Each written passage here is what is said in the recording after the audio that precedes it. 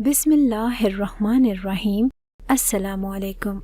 दोस्तों, ये कहानी हमें एक नहायत ही कम उम्र लड़के ने भेजी है और हम हैरान हैं कि उसने अपने घर में ऐसे क्या मामला देखे कि वो बेचारा वक्त से पहले ही बड़ा हो गया। और हमें ये कहानी उसने ऐसे सुनाई जैसे वो कोई 40-50 साल का बूढ़ा आदमी है। आप भी ये जानकर हैरान रह जाएंगे कि आखिर उसके घर में उस रात ऐसा क्या हुआ था। आइए ये कहानी उस लड़के अमजद की ज़ुबानी सुनते हैं।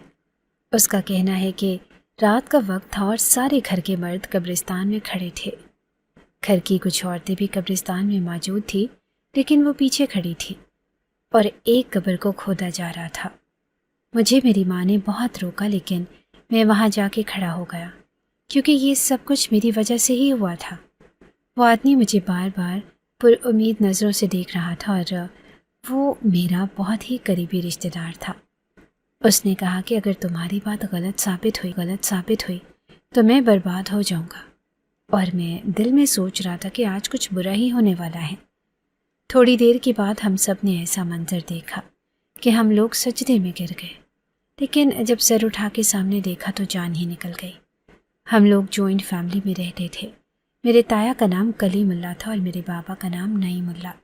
हम लोग एक ही ख़ानदान के 17-18 लोग थे।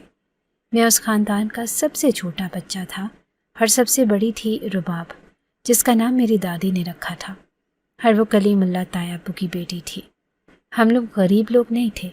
हमारा घर भी बहुत बड़ा था और हमारे घर में हर चीज़ मौजूद थी। बाकी एक और चाचू भी थे और मेरे उनकी 4 बेटियां थीं और बड़े तायाब्बू की एक ही बेटी थी और मैं दरमियान वाले चाचा का बेटा था और मैं एक ही भाई था। इसलिए पूरे घर में सबसे ज़्यादा या तो मेरी खिदमत होती और नाज नखरे उठाए जाते, और या फिर रुबाब आपी की, क्योंकि वो सबसे बड़ी थी। मैं कुछ दिनों से देख रहा था कि मेरी दादी और ताया अबू रुबाब आपी को एक कमरे में ले जाते हैं और थोड़ी देर के बाद वहाँ से लड़ने झगड़ने की आवाज़ें आने लगती हैं। अब ये क्या हो रहा था मैं नहीं जानता था, लेकिन मैं बड़ा परेशान था क्योंकि जब मैं रुबाब को रोते हुए देखता तो मुझे बुरा लगता। मेरे लिए वो मेरी बड़ी बहन जैसी थी। मैंने उससे पूछा कि क्या बात है, तो उसने कहा कि कोई बात नहीं, तुम परेशान नहीं हो, सब कुछ ठीक है। पर जानता था कि कुछ ना कुछ बुरा ज़रूर होने वाला है। मेरी आदत थी कि मैं लोगों की बातें सुना करता था। मुझे जब ये पता चला कि मेरी बहन रुबाब इतनी परेशान है तो मैं इधर उधर बातें सुनने लगा ताकि पता लगा सकूं, क्योंकि वो हमेशा हंसती मुस्कुराती रहती थी। हमारे दादा इस दुनिया से चले गए और अभी 4 महीने हुए थे। रुबाब उनकी बहुत ज़्यादा लाडली थी, नहीं सकते, क्योंकि रुबाब की माँ और मेरे दादा एक दिन सड़क पे जा रहे थे। मेरे दादा ने रुबाब को उठा रखा था। वो उस वक्त छोटी थी और मेरी ताई अम्मी, जो कि रुबाब की माँ थी, वो भी साथ साथ चल रही थी। जब अचानक से एक बड़ी सी गाड़ी मेरे दादा जान की तरफ आने लगी और मेरी ताई ने उनको धक्का दिया और ख़ुद सामने आ गई। उसके बाद ताई अम्मी को दादा जान से बस इतना कहने का ही मौका मिला कि मेरी बेटी का ख्याल करना, और वो इस दुनिया से चली गई। जब हमारे घर में ये खबर आई तो हम लोग बहुत ज़्यादा परेशान हुए थे। उसके बाद दादा ही रुबाब को संभालते। वो दादा के साथ ही सोती थी और वो उसका बहुत ज़्यादा ख्याल करते थे।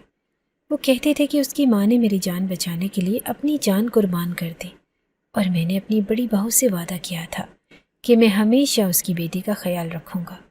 दादा तो इस दुनिया से चले गए क्योंकि वो खुद भी थे, और अभी 4 महीने पहले ही उनकी रुखसती हुई थी। तब से ही रुबाब भी कुछ उलझी हुई थी और कभी किसी से बदतमीज़ी कर लेती तो कभी ऊंची आवाज़ में बोलती, कभी रोती और अपने दिल की बात नहीं बताती थी। अब ये कमरे वाली बात क्या थी ये मुझे नहीं पता, लेकिन कुछ दिन बाद पता चला कि ताया अबू हज करने जा रहे हैं और जाने से पहले रुबाब का रिश्ता हमारे एक जानने वाले के बेटे से करके जा रहे हैं। मैं उस लड़के को अच्छी तरह से जानता था। वो हमारे घर पहले भी आता जाता था, मतलब जब रुबाब छोटी थी तब वो और रुबाब एक साथ खेलते थे, लेकिन मुझे वो लड़का कभी भी अच्छा नहीं लगा। उसका नाम अरमान था। रुबाब ये रिश्ता नहीं करना चाहती थी, बहुत ज़्यादा परेशान थी, लेकिन सब ने कहा कि उसका रिश्ता यहीं पर होगा। ताया अबू ने हज पे जाना था और जाने से पहले उन्होंने मंगनी करने की बात की तो घर में फिर से फसाद बन गया। ताया अबू ने رباب کو تھپڑ بھی مارا اور اپنی مرضی کروا کے ان کا رشتہ کروا دیا۔ لیکن جس دن انہوں نے رباب آپی کو تھپڑ مارا اس دن وہ چھت پر بیٹھ کے رو رہے تھے۔ جب میں وہاں پہ گیا تو میں نے کہا کہ اب آپ کیوں رو رہے ہیں؟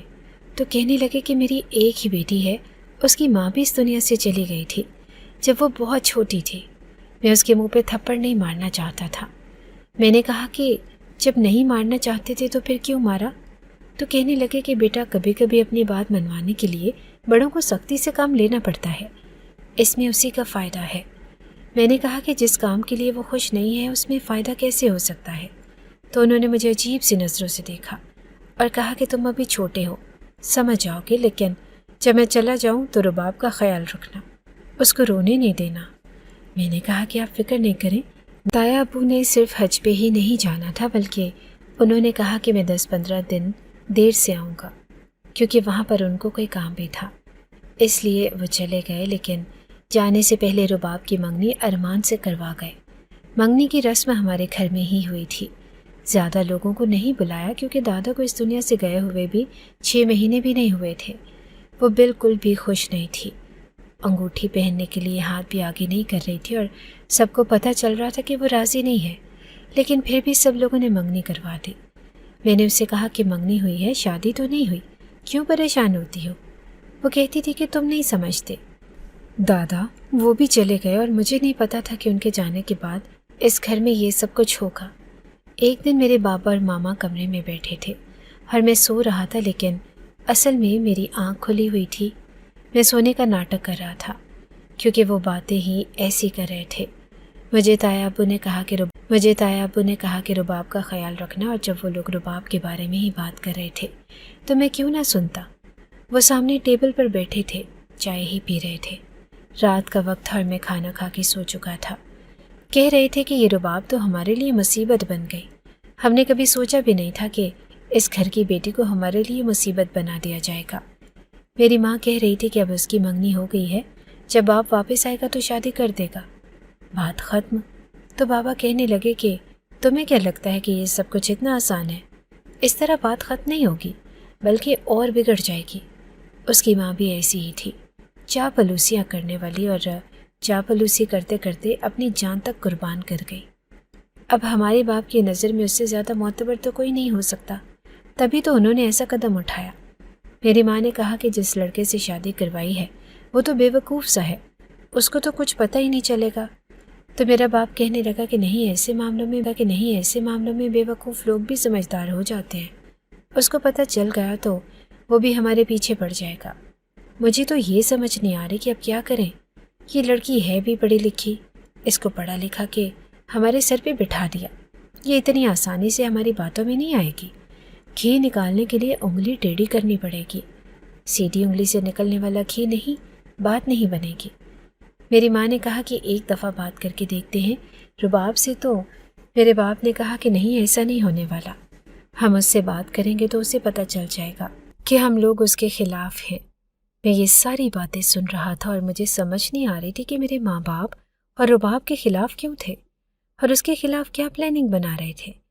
انہوں نے کہا کہ اب ایک ہی راستہ ہے، لیکن اس سے پہلے کہ وہ اپنی بات پوری کرتے باہر کسی چیز کی آواز آئی، تو اٹھ کے باہر چلے گئے اور اس کے بعد واپس نہیں آئے۔ شاید باقی اور بات کیا ہوئی وہ مجھے نہیں معلوم، مگر جھگڑا ہو گیا۔ جب میں نے باتیں سنی تو اتنا ہی سنا کہ رباب کہہ رہی تھی کہ ایک تو آپ لوگوں نے میری پڑھائی پوری نہیں کروائی، اوپر سے ایسے بے وقوف اور عجیب قسم کے انسان سے میرا رشتہ طے کر دیا۔ میں تب بھی کچھ نہ بولی، لیکن میں اپنے حق کے لیے لڑوں گی، مجھے پتہ ہے کہ اپنے حق کے لیے کیسے لڑتے ہیں۔ میں آپ لوگوں کی باتوں میں کیوں آؤں جب آپ لوگوں نے کبھی میرے ساتھ اچھا سلوک نہیں کیا؟ میری ماں اس دنیا سے کیا گئی، اس گھر میں میرا کوئی بھی اپنا نہیں تھا، مجھ سے آپ لوگ گھر کے کام کرواتے تھے، صرف ایک دادا ہی تھے میرے، اور اب مجھے میرے باپ کے علاوہ کسی پر بھروسہ نہیں۔ میرا باپ اگر کہے گا تو میں یہ کام کر دوں گی، اور اگر نہیں تو نہیں کروں گی۔ میرے بابا نے رباب کے منہ پہ تھپڑ دے مارا اور کہا کہ آج تو اتنی بڑی ہو گئی کہ ہمارے سامنے کھڑے ہو کے چیخ چلا رہی ہے، اب دیکھ ہم تیرے ساتھ کیا کرتے ہیں۔ انہوں نے رباب کے ساتھ اس کا موبائل کھینچ کر زمین پہ دے مارا اور توڑ دیا، اور وہ حیران رہ گئی۔ اور روتی روتی اپنے کمرے میں چلی گئی۔ تو میری ماں نے جا کے کمرے کو باہر سے کنڈی لگا دی۔ میرے دوسرے والے چاچو بھی کہنے لگے کہ یہ کیا ہو رہا ہے؟ تو انہوں نے کہا کہ جو ہو رہا ہے سب کے بھلے کے لیے ہی ہو رہا ہے۔ وہ بھی چپ ہو گئے، ایسے چپ ہو گئے جیسے ان کو سب کچھ پتا تھا۔ میں اپنے باپ کے پاس گیا اور میں نے کہا کہ یہ کیا کر رہے ہو؟ کیوں میری بہن کو کمرے میں بند کیا ہے؟ ایسا نہیں کر سکتے۔ کیوں کیا آپ لوگوں نے؟ کھولو اس کو، وہ اندر بند رہ کے کیا کرے گی؟ رباب بھی اندر سے دروازہ بجا رہی تھی اور کہہ رہی تھی کہ مجھے کھولو، مجھے باہر نکالو، میں اپنے باپ کو سب بتا دوں گی۔ لیکن میرے باپ نے مجھے نظر انداز کیا اور سب کو کہا کہ یہ دروازہ کوئی نہیں کھولے گا، جب تک یہ ہماری بات نہیں مان لیتی اس کو کھانا بھی کوئی نہیں دے گا۔ رو رہی تھی اور پتہ نہیں وہ دستک دیتی رہی، مگر کسی نے دروازہ نہیں کھولا، اور رات کو اس کو کھانا بھی کسی نے نہ دیا۔ جب میں نے اپنی ماں سے پوچھا کہ ایسا کیوں کر رہے ہیں، آخر انہوں نے کیا غلطی کی ہے؟ وہ تو بہت اچھی ہیں۔ تو میری ماں نے مجھے بچہ سمجھ کے یہ سمجھانے کی کوشش کی کہ یہ سب کچھ تمہاری بہن کے فائدے کے لیے ہو رہا ہے۔ میں نے کہا کہ کیوں؟ کیا ان کی شادی کروانا چاہتے ہیں؟ لیکن انہوں نے تو شادی کے لیے ہاں کہہ دی۔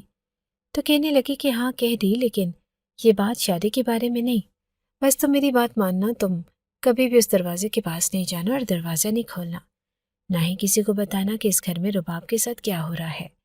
پھر جب میرے پاس بہت سارے پیسے آ جائیں گے تو میں تمہیں الیکٹرک بائک لے کے دوں گی۔ میں نے کہا کہ الیکٹرک بائک؟ تو کہنے لگی کہ ہاں وہی جو تمہیں چاہیے تھی، لیکن میں نے تمہیں کہا تھا کہ اتنے پیسے نہیں ہیں، تو میرے اچھے بیٹے ہو نا، اگر میری بات مانو گے تو میں تمہیں بڑی والی۔ میں دل ہی دل میں تو خوش ہو گیا اور ان کے سامنے بھی میں نے کہہ دیا کہ ٹھیک ہے، لیکن جیسے ہی میری ماں گئی میرے چہرے کی مسکراہٹ اڑ گئی۔ میں کیا اتنا پاگل تھا کہ ایک کے لیے اپنی بہن پہ ہونے والے ظلم کے خلاف کچھ نہ بولتا؟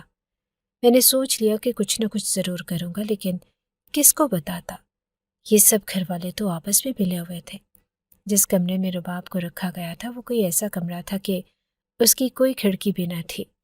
میں نے دروازے کے نیچے سے 2-3 چاکلیٹس کمرے کے اندر پھینک دی، کیونکہ انہوں نے ان کو کھانا نہیں دیا تھا۔ ان کو پتہ چل گیا کہ میں ہوں، تو کہنے لگی کہ دروازہ کھولو، دروازہ کھولو کسی طرح۔ امجد یہ تم ہی ہو نا، میری مدد کرنا چاہتے ہو تو دروازہ کھول دو۔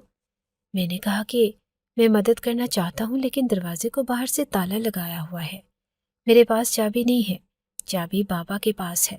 اگر ممی کے پاس ہوتی تو میں لے کر آ جاتا، لیکن ان کے پاس بھی نہیں۔ آپ یہ کھا لو، نہیں تو آپ بے ہوش ہو جاؤ گی۔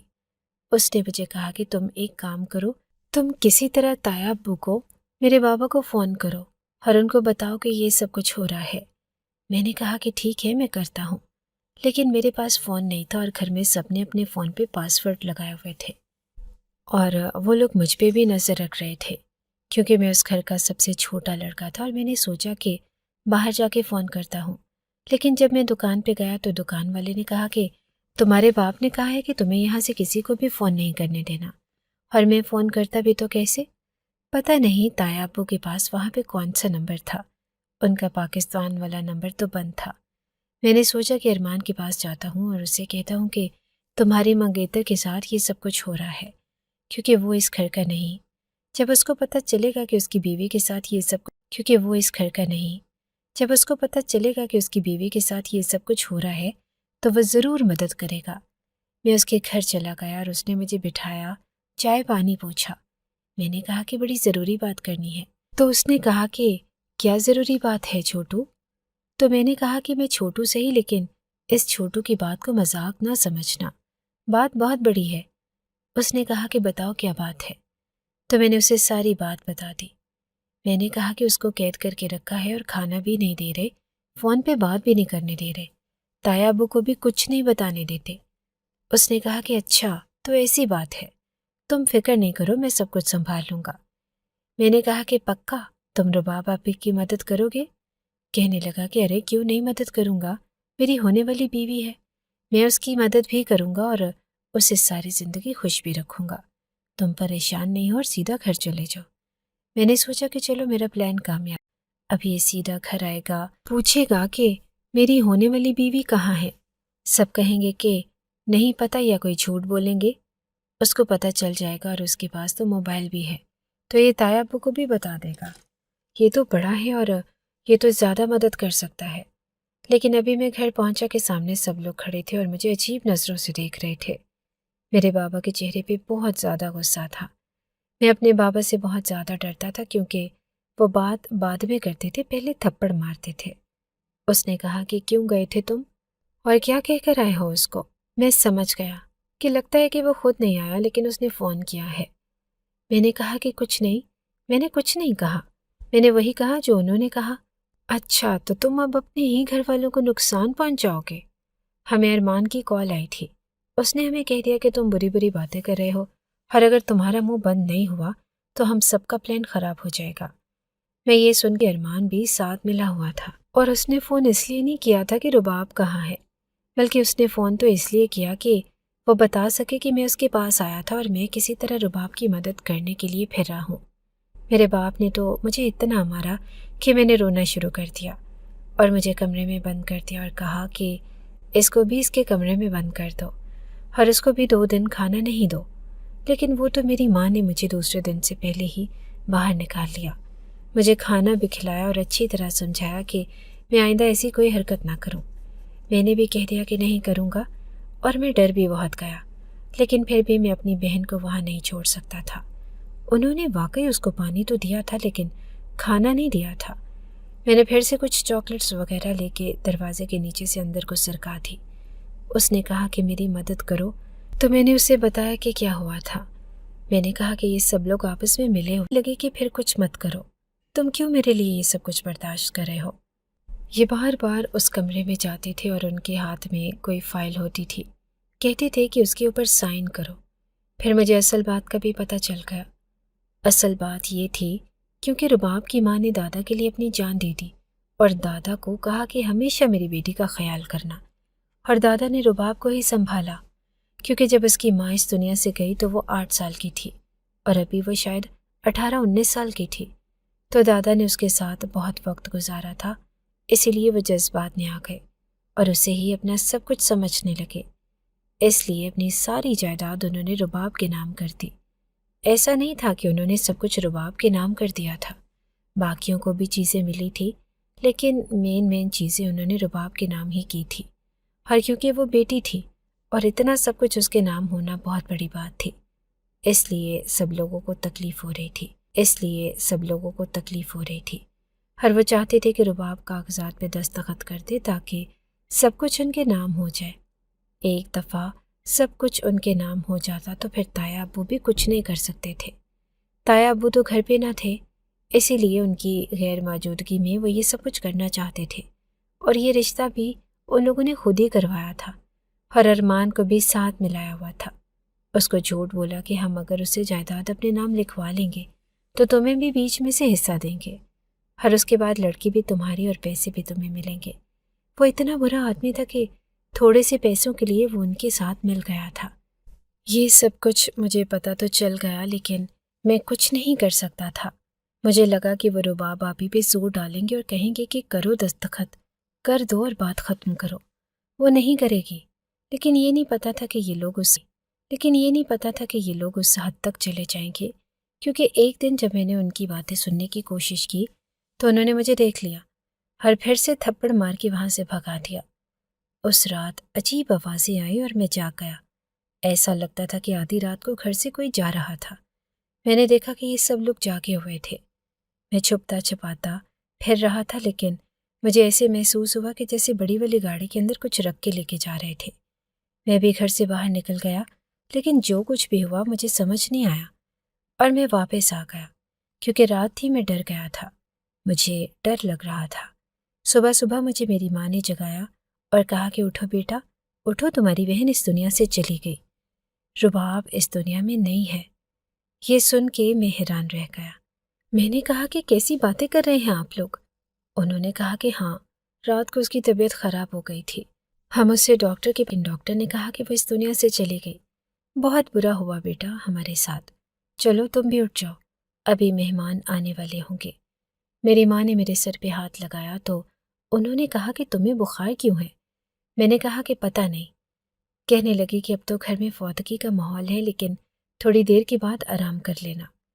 یہ سن کے میری آنکھوں میں آنسو آ چکے تھے۔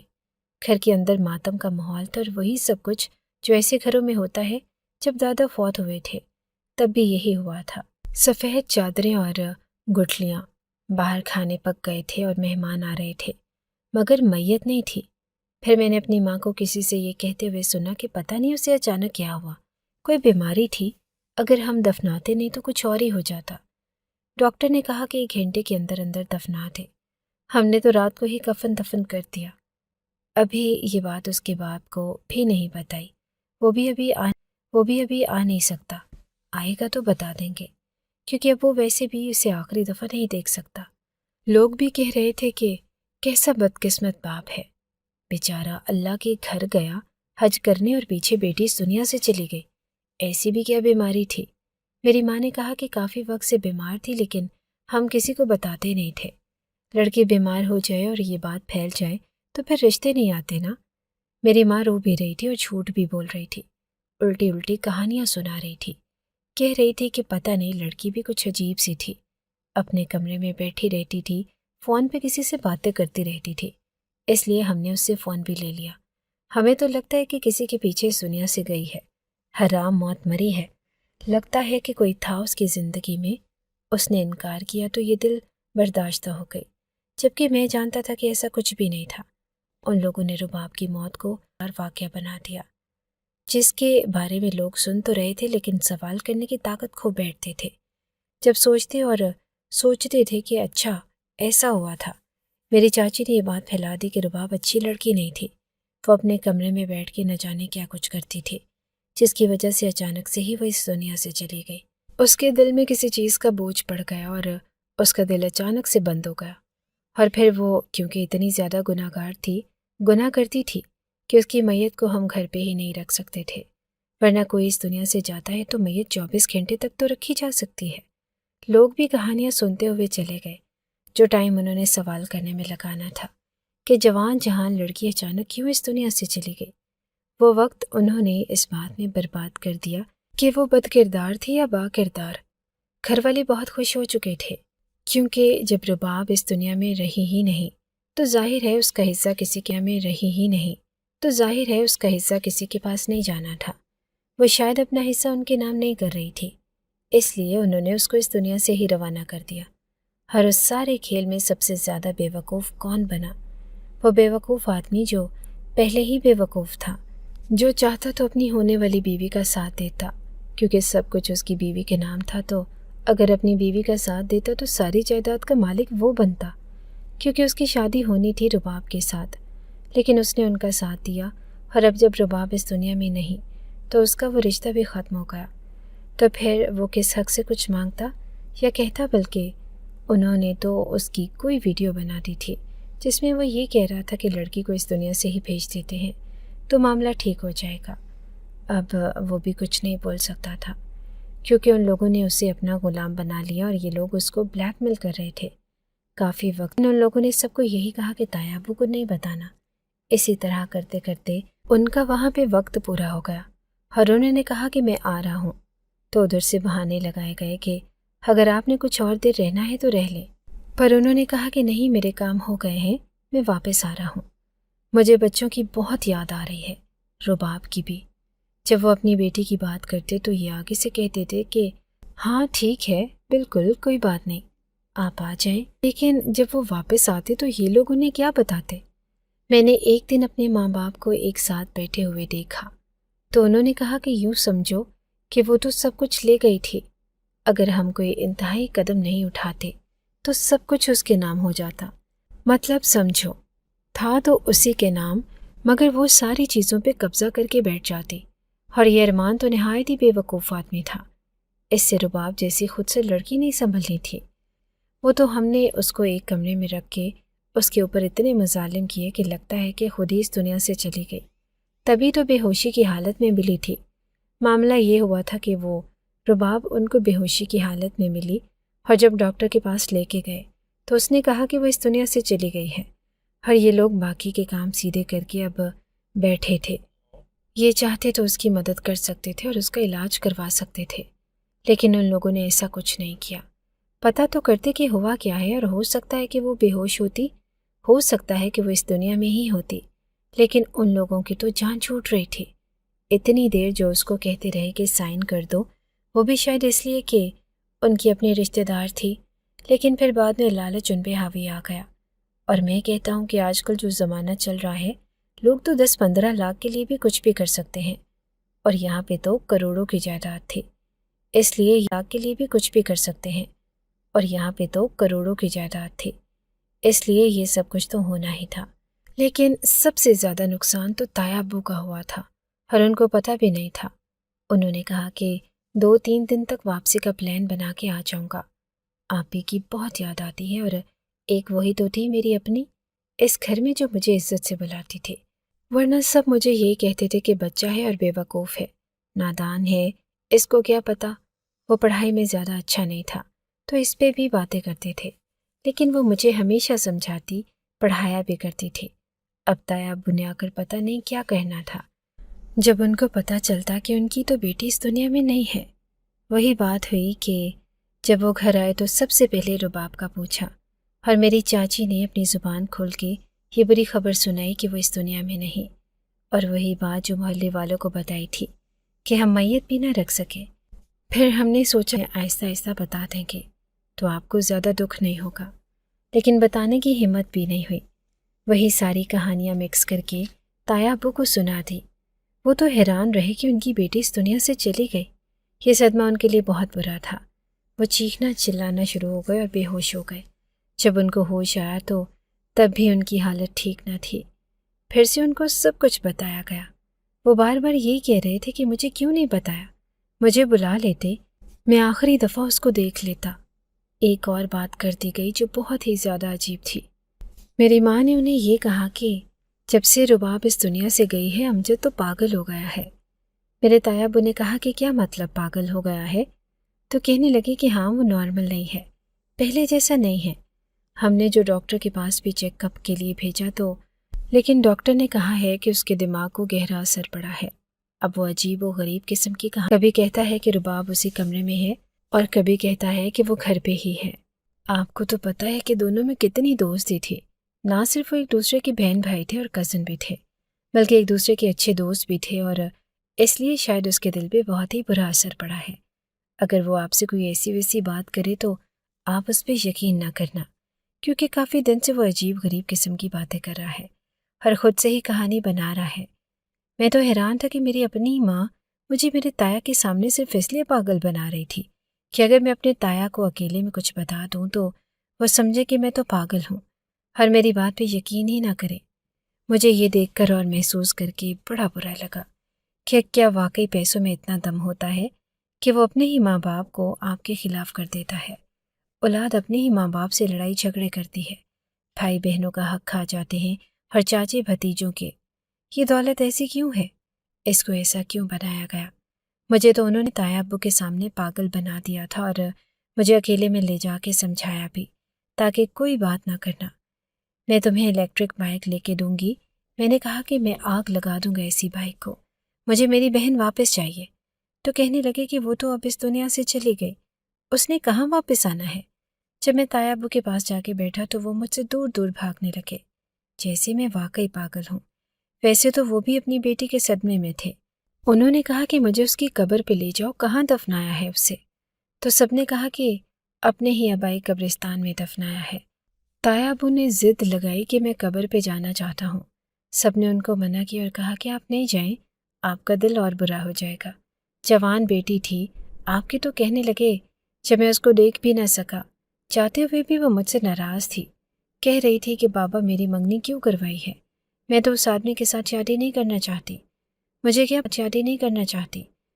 کیا پتا تھا کہ میں آخری دفعہ دیکھ رہا ہوں۔ ایسا ہوتا تو میں اس کی ہر بات مان لیتا، کہتا کہ بیٹا مجھے چھوڑ کے نہ جا، لیکن یہ سب کیا ہو گیا؟ وہ بار بار روتے، ان کے لیے یہ سب کچھ آسان تو نہ تھا۔ میں نے ان کو کہا کہ آئیں میں آپ کو رباب کی قبر پہ لے جاتا ہوں، تو کہنے لگے کہ نہیں تم نہیں، تمہارے بارے میں نے کچھ اور سنا ہے۔ میں نے کہا کہ ٹھیک ہے، میں ان کے ساتھ نہیں گیا۔ ویسے بھی ان کو قبرستان کا پتہ تھا، ہمارے سارے بڑے بوڑھے اسی قبرستان میں مدفن تھے، اور تھوڑی دیر وہاں بیٹھ کے روتے رہے، پھر شام کو واپس آئے۔ جب سے آئے تھے انہوں نے کھانا بھی نہیں کھایا تھا۔ ان کے دونوں بھائی ان کے پاس بیٹھ گئے اور کہنے لگے کہ بڑے بھائی کھانا کھا لیں۔ میری امی نے ان کے سامنے کھانا رکھا پر وہ کھانا نہیں کھا رہے تھے۔ ان کی حالت کافی عجیب تھی۔ انہوں نے کہا کہ ارمان کہاں ہے؟ تو سب نے کہا کہ جب سے اسے پتہ چلا کہ اس کی ہونے والی بیوی اس دنیا سے چلی گئی، وہ بھی بیچارہ بہت زیادہ دکھی ہے۔ ہم تو آپ کو دکھ نہیں دینا چاہتے تھے۔ وہ کہنے لگے کہ یہ دکھ تو تھا ہی میرے نصیب میں، پہلے ملتا یا بعد میں۔ تایا ابو رباب کے باپ تھے تو کوئی غیر نہیں، اس لیے انہوں نے ابھی تک یہ بات بھی نہیں کی کہ اس کے نام جو حصہ تھا وہ اب کس کے نام ہوگا یا وہ کہاں چلا گیا۔ وہ تو اپنی بیٹی کے غم میں ڈوبے ہوئے تھے۔ سب کے ساتھ بیٹھ کر تھوڑے بہت نوالے کھانے شروع کیے کہ اچانک سے اپنے فون کی طرف دیکھا۔ انہوں نے ایئرپورٹ پہ آتے ہی اپنا پاکستان والا نمبر آن کر لیا تھا، لیکن جیسے ہی انہوں نے فون اسکرین کی طرف دیکھا، ان کے قدموں سے زمین نکل گئی۔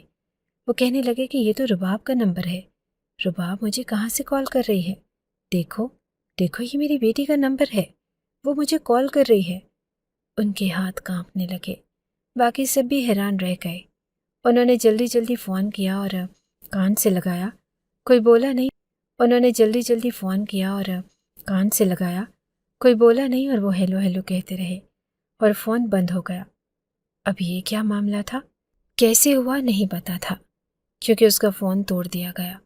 ایسے کوئی باہر کے ملک سے آئے اور اپنی بیٹی اپنے بھائیوں کے حوالے کر کے جائے، ہر واپس آئے تو وہ کہیں کہ آپ کی بیٹی تو اس دنیا سے چلی گئی اور ہم نے تو اس کو دفنا بھی دیا، تو انسان غم میں تو مبتلا ہوتا ہے، لیکن اس کو غصہ بھی آتا ہے کہ تم لوگ کہاں تھے اس کے ساتھ، کیا ہوا کہ وہ اس دنیا سے چلی گئی۔ وہ کہنے لگے کہ اگر میری بیٹی اس دنیا میں نہیں ہے تو پھر وہ اپنے نمبر سے مجھے کال کیسے کر سکتی ہے؟ ہر باقی سب لوگ یہی سوچ رہے تھے کہ ہم نے تو فون بھی توڑ دیا، یہ کیا ہو رہا ہے؟ جب دوبارہ اس نمبر پہ کال کی تو اب یہ جواب آنے لگا کہ نمبر پاور آف ہے۔ گھر میں عجیب سی باتیں ہونے لگیں۔ انہوں نے چیخنا چلانا شروع کر دیا اور ڈانٹنا شروع کر دیا۔ کہنے لگے کہ کہیں میری بیٹی کیسے ہو سکتا ہے؟ انہوں نے یہ تو نہیں کہا کہ کہیں میری بیٹی کو اس دنیا سے بھیج تو نہیں دیا، کیونکہ شاید ان کو بھی اندازہ نہیں تھا کہ ان کے بھائی اس حد تک جا سکتے ہیں۔ خیر، وہ غصہ کرنے لگے تو میری ماں فوراً کمرے میں آئی اور میرا ہاتھ پکڑا اور مجھے اپنے ساتھ لے گئی اور کہنے لگی کہ فوراً میرے ساتھ چل، بس چپ کر کے کھڑا رہنا۔ جیسے ہی مجھے باہر لے کے گئی تو کہنے لگی کہ ارے یہ سب تو امجد کا کیا دھرا ہے۔ اس نے سم نکال کے اپنے فون میں ڈال لی، جو رباب کی سم تھی نا، تو وہیں سے یہ آپ کو فون کر رہا تھا میرے فون سے۔ میں نے اس کو دیکھ لیا تو پھر 2 تھپڑ لگائے۔ اس کو بتایا تو تھا آپ کو کہ پاگل ہو گیا ہے، اس طرح کی حرکتیں کرتا رہتا ہے۔ فون تو اس کا کب سے ٹوٹ گیا تھا، اس نے خود ہی توڑ دیا تھا، لیکن سم یہیں کہیں پڑی تھی، اس نے اٹھا کے میرے فون میں ڈال دی ہوگی۔ وہ سارا الزام مجھ پہ لگا دیا۔ تایا ابو مجھے عجیب نظروں سے دیکھنے لگے، جیسے وہ واقعی مجھے پاگل سمجھ رہے ہیں۔ میں نے کچھ نہیں کہا اور میں چپ کر کے کھڑا تھا۔ کچھ بولتا تو پھر سے تھپڑ پڑتا۔ 2-4 دن تایا ابو ادھر ادھر پھر رہے تھے۔ اب ان کا دماغ تھوڑا کھلا تو وہ بار بار سوال کرنے لگے کہ ہوا کیا تھا، کون سے ہسپتال میں لے کے گئے تھے، ڈاکٹر کون تھا، کتنے بجے ہوا تھا، کس نے دفنایا تھا اور جنازے میں کتنے لوگ تھے۔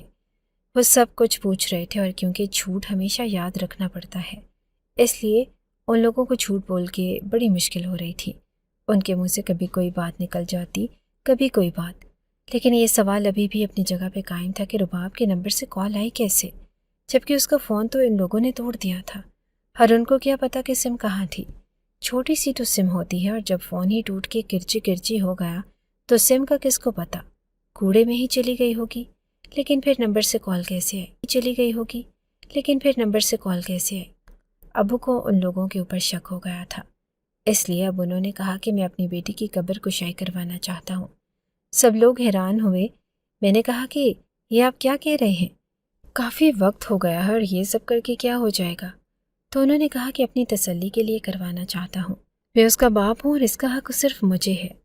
ایسی بات تو نہیں کہ میری اجازت سے کروائی جا سکتی ہے، اور میں خود ہی ایسا کہتا ہوں، تو اس میں کیا مسئلہ ہے؟ سب لوگوں نے ان کو بہت روکا، لیکن وہ نہیں رکے، اور پھر وہ بھی رات آ گئی جب قبر کشائی کروائی گئی۔ عورتوں کو تو منع کیا تھا، لیکن وہ پھر بھی پیچھے کھڑی تھی، اور میں آگے کھڑا تھا، اور مجھے میری ماں نے منع کیا، لیکن آج میں نہیں رکا۔ میرے سر پہ ہاتھ رکھا اور کہا کہ بیٹا پریشان نہیں ہو، اگر وہ اس دنیا سے چلی گئی ہے تو واپس نہیں آ سکتی، اس کے غم میں تو کیوں پاگل ہو گیا؟ تو ابھی پوری زندگی جینی ہے تو نے۔ ان کو میری فکر بھی تھی کیونکہ وہ بھی مجھے اپنا بیٹا ہی سمجھتے تھے۔ جیسے ہی قبر کشائی کرنے والوں نے کہا کہ ذرا قریب آئیں تو ہم سب حیران رہ گئے، اور میرے تایا ابو تو سجدے میں ہی گر گئے اور پھوٹ پھوٹ کے رونے لگے، کیونکہ انہوں نے بات ہی ایسی بتائی۔ انہوں نے کہا کہ قبر تو خالی ہے اور اس کے اندر تو کوئی میت نہیں۔ میرے تایا ابو نے یہ خبر سنی تو وہ رونے لگے، جبکہ باقیوں کے منہ بھی رونے والے ہی نکل آئے تھے۔ وہ عجیب سی حالت میں آ گئے اور گھر کی طرف چل پڑے، کیونکہ قبرستان زیادہ دور نہ تھا۔ تایا ابو نے جیسے عدالت لگا لی اور کہا کہ کہاں ہے میری بیٹی، بتاؤ مجھے، نہیں تو پولیس کو بلا لوں گا۔ وہ کہنے لگے کہ گھر والی بات ہے بھائی صاحب، ہمیں نہیں پتہ، بات تو سنیں۔ میرے تایا ابو نے کہا کہ نہیں، اب میں کسی کی بات نہیں سنوں گا۔ میں بھی سامنے آ گیا اور میں نے بھی سب کچھ بتا دیا۔ میں نے کہا کہ مجھے پاگل بنایا ہوا ہے میں تھا، ان سے ساری جائیداد لکھوانے کے لیے میں نے ایک ایک لفظ حرف بہ حرف سب کچھ بتا دیا۔ تایا ابو نے کہا کہ تم میرے ساتھ ہی رہنا بیٹا، نہیں تو کل کو یہ تمہارے ساتھ بھی ایسا کریں گے۔ جو بیٹی جیسی بھتیجی کی جائیداد کے لیے اسے اس دنیا سے بھیجنے کی کوشش کر سکتے ہیں تو اپنے بیٹے کے ساتھ بھی یہی کریں گے۔ اب سوال یہ تھا کہ اگر رباب وہاں نہیں تھی تو پھر کہاں تھی؟ پھر اس نمبر کے بارے میں پتہ کیا تو لوکیشن دوسرے شہر کی آ رہی تھی۔ اب ہمیں پھر اس نمبر کا انتظار تھا۔ رات کے 3 بجے نمبر پھر سے آن ہوتا ہے اور تایا ابو نے کال کی تو حیران رہ گئے۔ دوسری طرف رباب ہی تھی اور تایا ابو وہاں چلے گئے۔ وہ اپنی ایک سہیلی کے گھر میں بیٹھی تھی اور ہمیں دیکھ کر پھوٹ پھوٹ کے رونے لگی۔ سب کچھ بتایا اور کہا کہ کھانا نہیں دیتے تھے، اس لیے میں بے ہوش ہو گئی۔ میں اس دنیا سے نہیں گئی تھی۔